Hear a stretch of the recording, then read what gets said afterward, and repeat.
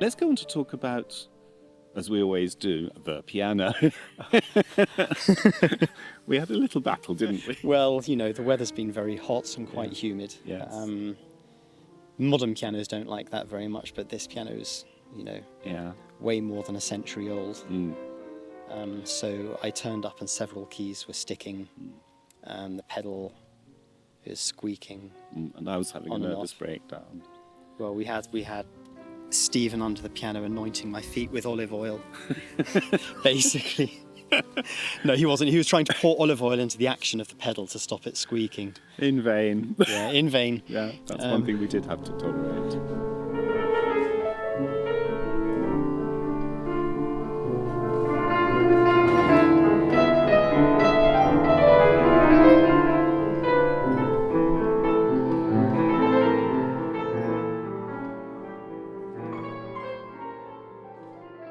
Aidan Sims, who's the genius technician I had a video call with in desperation. So he told me to pull out the action, grab a spanner, and told me what to do.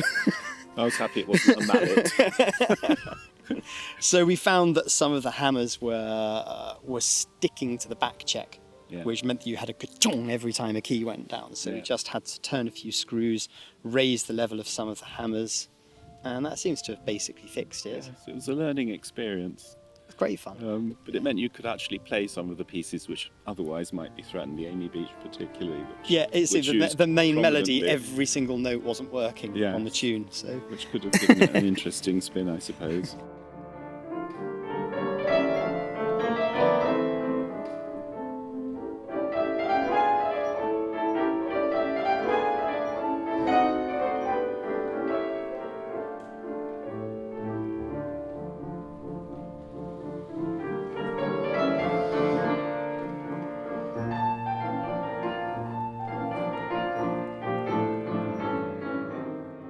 Mechanics aside, what about the quality of the piano? I'm looking for flattery here.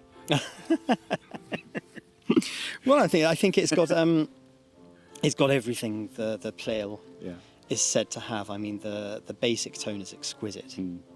I always think there's a certain, this is to do with the overtone ratios, and if you think of the overtone, I think of it as a bouquet on a piano. That each piano has its own aroma. And this is like an organ mixture.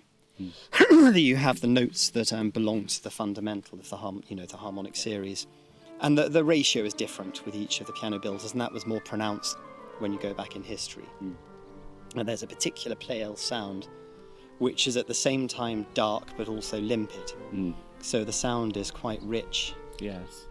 The treble is very lively, and the bass is sort of like organ pedals. The bass is gorgeous. Yes, it is gorgeous. Well, I find the whole thing gorgeous, but what I've always thought about the piano is that different registers have different characteristics which lend the whole piece an unusual clarity to the listener.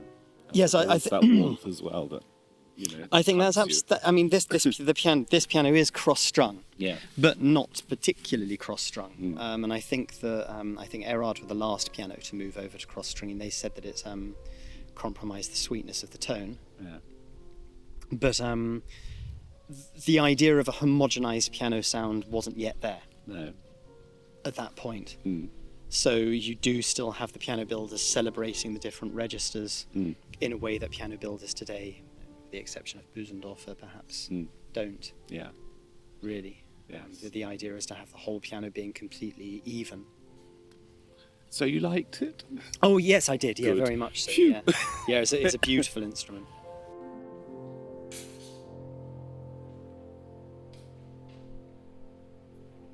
And can you say something about your feelings about the ambience of our concerts?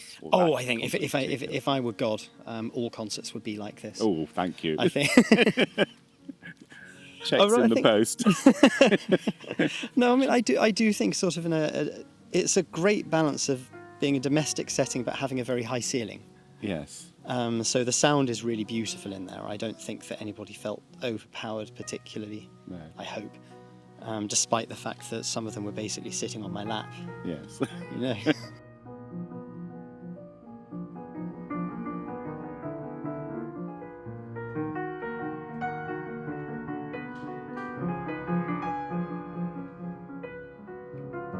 Well, they love that because they can see and they're close up to the action. And what I think, because many of our listeners aren't terribly experienced listeners, they're becoming rapidly much more experienced because there's an eagerness to consume this wonderful art. But what I think is important for them is actually being so close, sensing the physicality of what you're doing, very much so, and being really up close to the action, as it were. Well, it might have been a bit smelly. It was quite warm. All adds to the experience, doesn't it?